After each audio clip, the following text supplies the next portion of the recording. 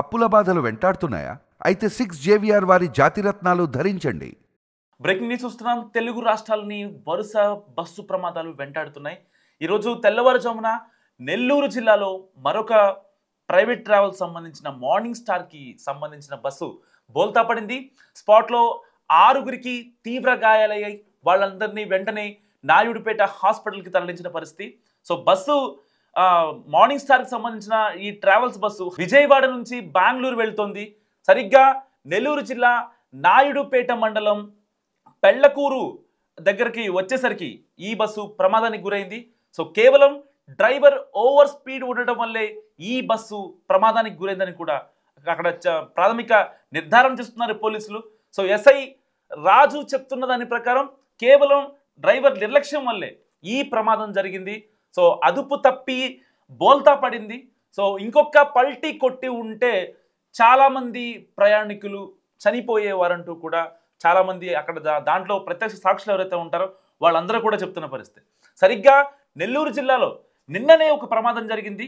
ఈ మార్నింగ్ స్టార్కి సంబంధించిన బస్సు శుక్రవారం తెల్లవారుజామున పొద్దున్నే అయితే బెంగళూరు ఇంకొక 4 అవర్స్లో రీచ్ అయిపోతాం అనగా జరగ్గా నిన్న మరొక ఆర్టీసీ బస్సుకు నెల్లూరు జిల్లా నుంచి ఆత్మకూరు వెళ్తున్న మరొక బస్సు కూడా ఇదే ప్లేస్లో ఆ బస్సులో మంటలు చెలరేగడంతో అప్రమత్తమైన డ్రైవర్ వెంటనే బస్సు ఆపి ప్రయాణికులందరినీ సురక్షితంగా తీసుకెళ్లిన పరిస్థితి. సో అది మరొక ముందే నెల్లూరులో మరొక బస్సుకి ప్రమాదం జరగటం నిజంగా చాలా మందిని ఇబ్బంది పెడుతుంది, భయాందోళనకు గురి చేస్తుంది. నిజంగా వాస్తవానికి ఏదేమైనప్పటికీ కూడా ప్రైవేట్ ట్రావెల్ సంబంధించిన బస్సులకి ఇన్ని కంప్లైంట్స్ వస్తున్నా ఏదో అధికారులు నామమాత్రంగా ఏదో కొరడా జులిపించి బస్సులను సీజ్ చేస్తారే తప్ప కనీసం వాటి సేఫ్టీ కావచ్చు, ఆ యొక్క డ్రైవర్ కండిషన్ కావచ్చు, వాళ్ళ స్కిల్ కావచ్చు, వాళ్ళకి ప్రాపర్ డ్రైవింగ్ లైసెన్స్ ఉందా లేదా, వీళ్ళు ఏదన్నా అనుకోని ప్రమాదాన్ని హ్యాండిల్ చేయగలరా లేదా అన్న విషయంపై ఇప్పటికీ కూడా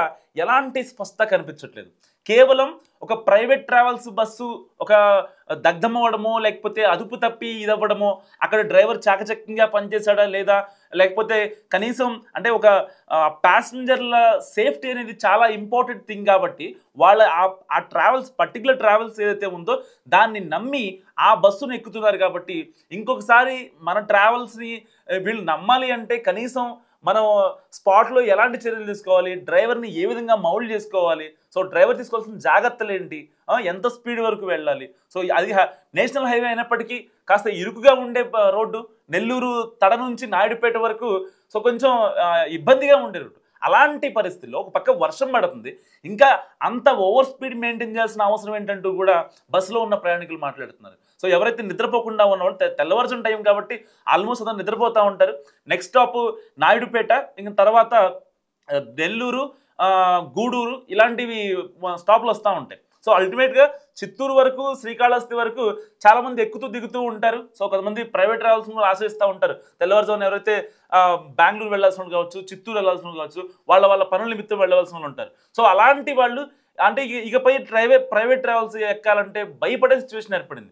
అలాగని ఆర్టీసీ బస్సులో కూడా ప్రయాణించలేని పరిస్థితి. సేమ్ ఇవాళ ఏదైతే మార్నింగ్ స్టార్ బస్సు పల్టీ కొట్టిందో సేమ్ అదే ప్లేస్లో నిన్న సరిగ్గా గురువారం సాయంత్రం 7:50 నెల్లూరు నుంచి ఆత్మకూరు వెళ్తున్న బస్సు కూడా అక్కడే మంటలు రావడంతో సో వెంటనే డ్రైవర్ అప్రమత్తమయ్యి దాదాపుగా 40 మంది ప్రయాణికుల్ని సురక్షితంగా బయటికి తీసుకురాగలిగాడు. ఏదైనప్పటికీ వరుస ప్రమాదాలు నిజంగా ప్రయాణికుల్ని ఆందోళనకు గురి చేస్తున్నాయి. సో ఇక్కడ కొట్టొచ్చినట్టు కనిపిస్తుంది. బస్సు యొక్క విజువల్ మనం చూసుకోవచ్చు ఎంత దారుణంగా పడిందో.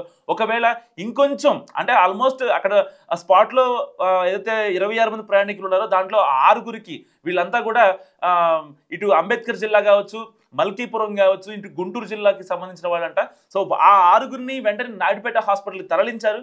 వాళ్ళకి ప్రథమ చికిత్స కూడా అందిస్తున్నారు. సో వీళ్ళని పక్కన పెడితే ఏదైతే బస్సులో 20 మంది ఎవరైతే ఉన్నారో పడుకున్న వాళ్ళు ఆల్రెడీ ఇప్పటికే బస్సు 2-3 సార్లు కుదుపులకు గురైంది, మాకు భయం వేసింది, అప్పటికే వెళ్ళి డ్రైవర్ని అడిగే ప్రయత్నం చేశాం, ఏం లేదు పడుకోండి ఇబ్బంది ఏం లేదు, ఇంకొక 2-3 గంటల్లో బెంగళూరు వెళ్తామని చెప్పినటువంటి పరిస్థితి. అంటే కేవలం ఒక 1 అవర్ లేట్ అవ్వద్దు, హాఫ్ అన్ అవర్ లేట్ అవ్వద్దు, అట్లీస్ట్ మనం చెప్పిన టైంకి డెస్టినేషన్కి వెళ్ళిపోవాలి, బెంగళూరుకి వెళ్ళిపోవాలి అని ఒకే ఒక్క రీజన్తో నిజంగా డ్రైవర్ చాలా ఫాస్ట్గా వెళ్ళినట్టు ఇక్కడ చాలా క్రిస్టల్ క్లియర్ కనిపిస్తుంది. ఏదేమైనప్పటికీ ఈ ప్రైవేట్ ట్రావెల్స్ బస్సులు కావచ్చు, డ్రైవర్లు కావచ్చు, వీళ్ళు మారటానికి లేకపోతే వీళ్ళు తీసుకునే డెసిషన్స్ లైక్ ఇప్పుడు సపోజ్ ఫర్ ఎగ్జాంపుల్ ఒక ఫ్లైట్ ఉంది, ఒక ఫ్లైట్ టేక్ ఆఫ్ అవుతుందంటే దానికి సంబంధించిన అంటే విమానాల్లో ప్రమాదాలు అవ్వట్లేదని కాదు, బట్ ఆ యొక్క ఫ్లైట్ బయలుదేరాలి అంటే టెక్నికల్గా మొత్తం అంతా సేఫ్టీ ఉంది అని చెప్పి ఒక ఒక సర్టిఫికేట్ ఇవ్వాల్సిన పరిస్థితి. అలాగే ఇప్పుడు ఒక బస్సు విజయవాడ నుంచి బెంగళూరు బయలుదేరిందంటే బెంగళూరు వెళ్ళిన తర్వాత ఆ బస్సు మళ్ళీ ఈవినింగ్ 6-7 వరకు ఆ మళ్ళీ బస్సు విజయవాడ స్టార్ట్ అయ్యేంత వరకు అక్కడే కూర్చోబెట్టుకొని ఉంటారు. సో వీళ్ళు కాసేపు పడుకున్నా, డ్రైవర్ కావచ్చు, క్లీనర్ కావచ్చు, కాసేపు పడుకున్నా సరే వాళ్ళకి ఎంతో కొంత ఒక 2 గంటల టైం అయితే ఉంటుంది. సో ఆ టైంలో కనీసం ఆ క్లీనర్ బదులు ఒక టెక్నీషియన్ పెట్టుకుంటే అట్లీస్ట్ బస్సు కండిషన్లో ఉందా లేదా చెక్ చేసుకోవడానికి కాస్త కూస్తో పాసిబిలిటీ ఉంటుంది.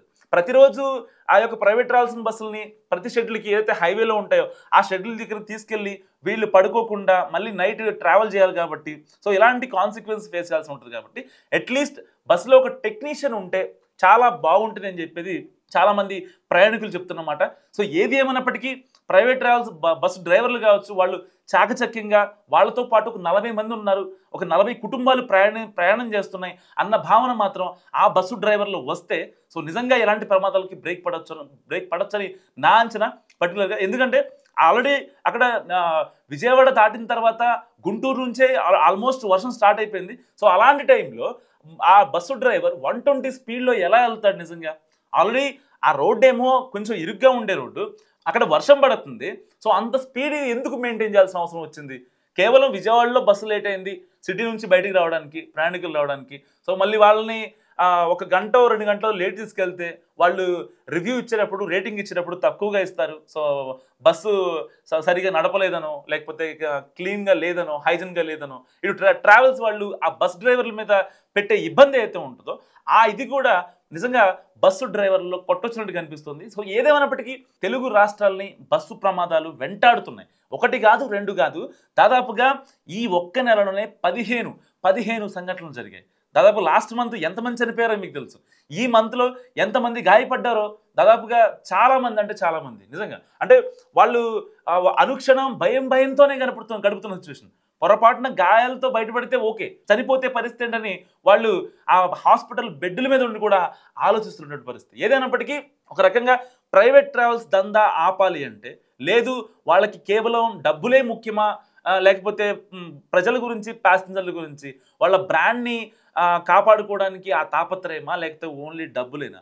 నిజంగా మీరేమనుకుంటున్నారో ఈ ప్రైవేట్ ట్రావెల్స్ దందాని కావచ్చు, ఈ వరుస ప్రమాదాలని కావచ్చు ఆపాలంటే ట్రావెల్స్ వాళ్ళని కట్టడి చేయాలా, లేకపోతే డ్రైవర్లకి ఇంకాస్త బెటర్గా వాళ్ళకి ఒక మంచి ఎక్స్పీరియన్స్ ఉండేలాగా, సో అంటే లైఫ్ మీద ఇది బతుకులంటే ఇలా ఉంటాయి, కుటుంబాలంటే ఇలా ఉంటాయి, సో మీరు జాగ్రత్తగా తీసుకెళ్లాలని చెప్పి ఒక సందేశం ఇచ్చే ప్రయత్నం చేయాలా, లేదంటే ఏం చేయాలి? అసలు మీరేమనుకుంటున్నారు? మస్ట్ కామెంట్ చేయండి.